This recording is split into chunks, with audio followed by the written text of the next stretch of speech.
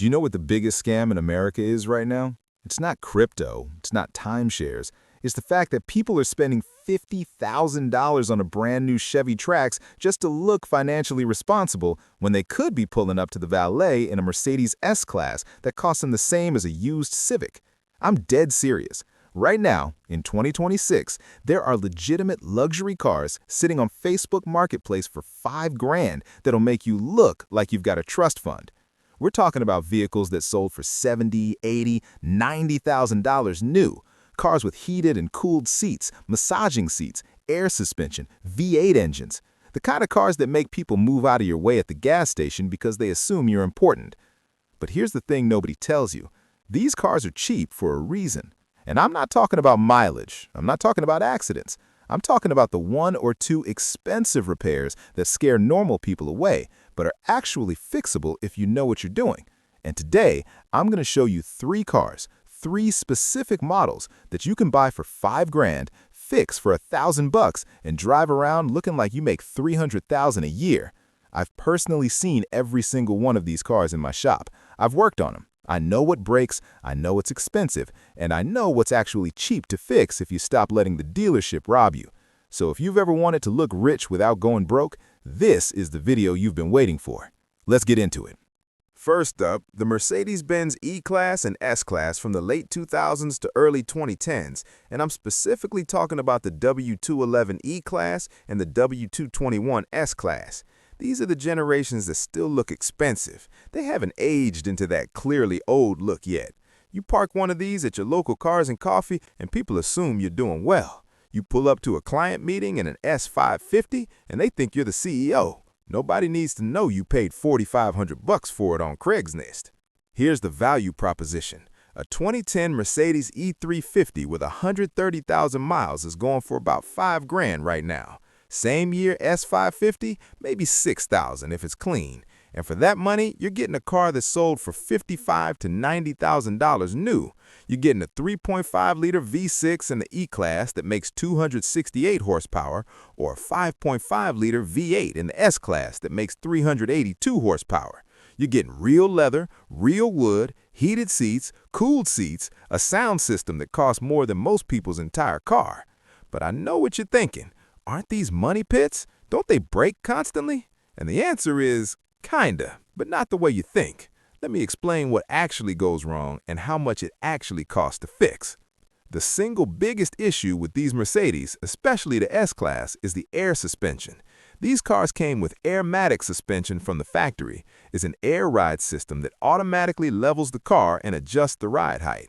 When it works, it's amazing. The car glides over bumps like you're floating. But when it fails, and it will fail, you're looking at $1,500 to $2 grand per corner at a dealership to replace the air struts. Now here's the secret that dealerships don't want you to know. You don't have to replace it with air suspension. You can convert the entire car to traditional coil spring suspension for about $800 in parts and maybe 3 hours of labor if you're paying a mechanic. I've done this conversion myself on at least a dozen of these cars.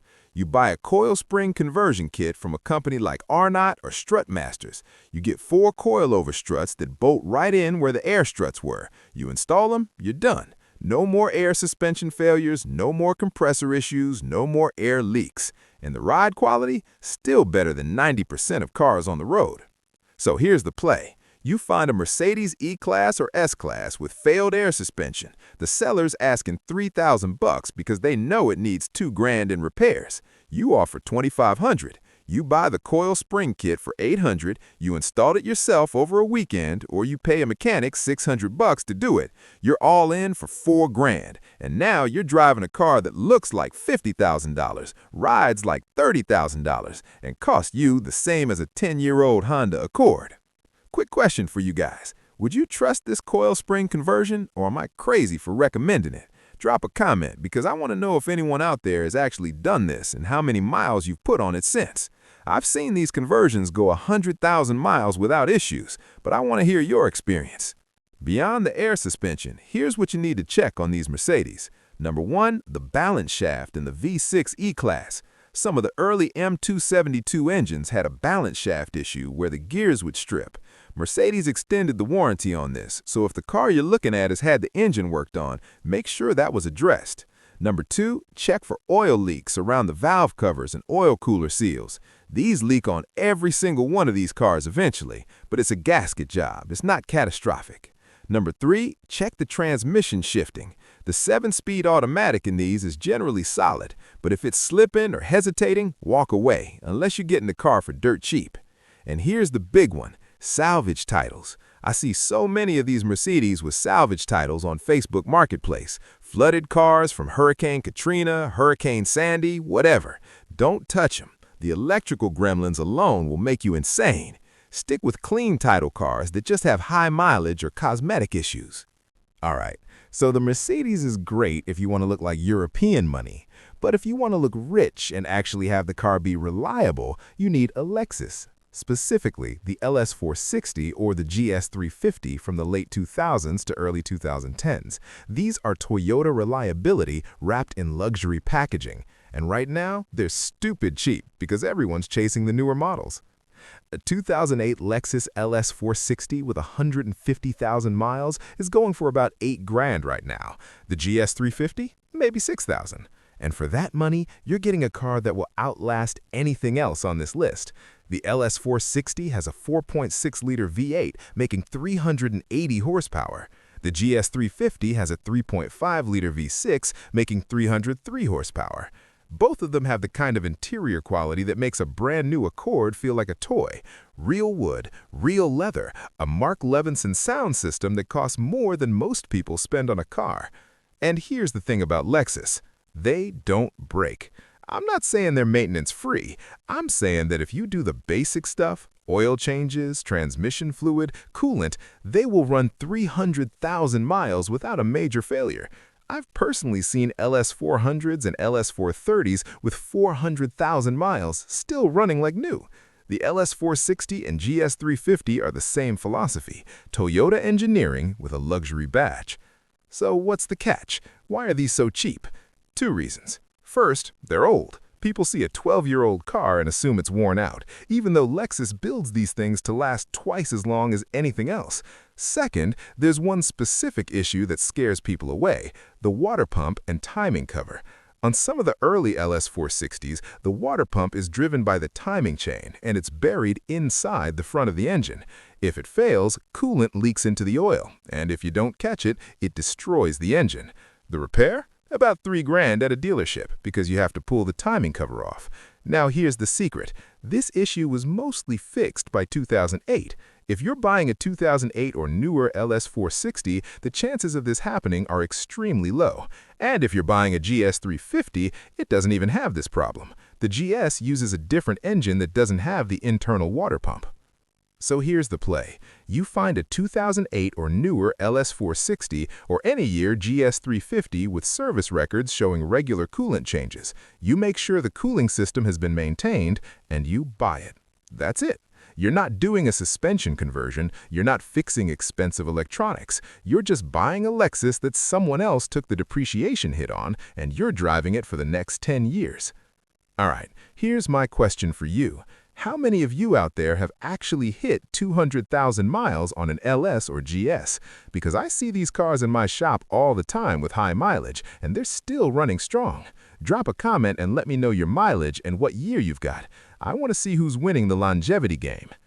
Here's the reality. If I were spending my own money and I wanted a luxury car that I could actually daily drive without stressing about repair bills, I'd buy the Lexus. The Mercedes looks a little more impressive. The S-Class has that executive presence, but the Lexus will start every single morning. It'll go 300,000 miles, and the maintenance costs are half of what you'd spend on a Mercedes. Over 5 years, a Lexus LS460 will cost you maybe $2,000 in maintenance beyond oil changes and tires. A Mercedes S550, you're looking at $5,000 to $7,000 easy. That's the difference between a car you own and a car that owns you. All right, last one, and this is for the brave. The people who want to look like they're pulling up to a board meeting in Manhattan but are willing to accept some risk. I'm talking about the Jaguar XJ and the Audi A8 from the mid-2000s. These are the cars that make people stop and stare. They're beautiful, they're fast, and they're absolutely terrifying to own if you don't know what you're getting into. A 2008 Jaguar XJ with 120,000 miles is going for about $5 grand right now. An Audi A8L from the same era, maybe $6,000. And for that money, you're getting a car that's sold for $70,000 to $85,000 new. You're getting a 4.2-liter V8 in the Jag that makes 300 horsepower, or the supercharged version that makes 400. You're getting quattro all-wheel drive in the Audi. You're getting interiors that are so nice they make the Lexus look plain. But here's the truth. These cars are cheap because they're expensive to maintain. And I'm not talking about normal expensive. I'm talking about German engineering meets British reliability expensive. The Jaguar XJ has two main issues. First, the air suspension. Just like the Mercedes, it fails, and just like the Mercedes, you can convert it to coil springs for about $1,000. Second, electrical gremlins. These cars have more computers than a Best Buy, and when something goes wrong, diagnosing it is a nightmare. Window regulators fail, the infotainment freezes, the parking sensors stop working. None of it is catastrophic, but it's death by 1,000 cuts. The Audi A8 is even worse. The 4.2-liter V8 is generally reliable, but the timing chain tensioners fail. And when they do, the chain skips. And when the chain skips, the valves hit the pistons. And when that happens, you're looking at a $10,000 engine rebuild. The good news? If the car you're looking at has service records showing the timing chain service was done, you're probably okay. The bad news? That service costs $3,000, so most people don't do it. So here's my honest take. If you're mechanically inclined, if you've got a good independent mechanic who specializes in European cars, and if you're willing to accept that you're gonna spend money on repairs, the Jaguar and the Audi are incredible values. They look better than anything else on this list. They drive better. They turn heads. But if you're not ready for that, if you just want a car that looks expensive and doesn't break, skip these. Buy the Lexus or buy the Mercedes and do the coil spring conversion, because the Jag and the Audi are not for everyone. They're for people who value style over reliability. And there's nothing wrong with that. You just have to know what you're signing up for. Real talk, has anyone here actually daily driven a Jaguar XJ or an Audi A8 past 150,000 miles? Because I want to know if I'm wrong. Drop a comment and tell me your horror stories or success stories, because I've only seen these as shop cars, never as long-term daily drivers. The final ranking and closing. Alright, so here's my final ranking. If I had $5,000 and I wanted to look like I'm doing well without actually breaking the bank, here's what I'd buy. Number 3, Jaguar XJ and Audi A8. They're beautiful, they're fast, but they're too risky unless you're ready to wrench on them yourself or you've got a great mechanic. Number 2, Mercedes E-Class and S-Class.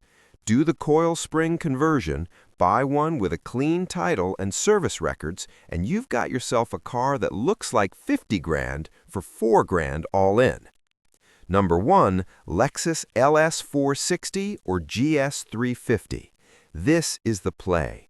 This is the car that will make you look successful and actually last. If I'm spending my own money, this is what I'm buying. Period. If this video just saved you from buying the wrong car, or if it gave you the confidence to pull the trigger on one of these, do me a favor, hit that subscribe button.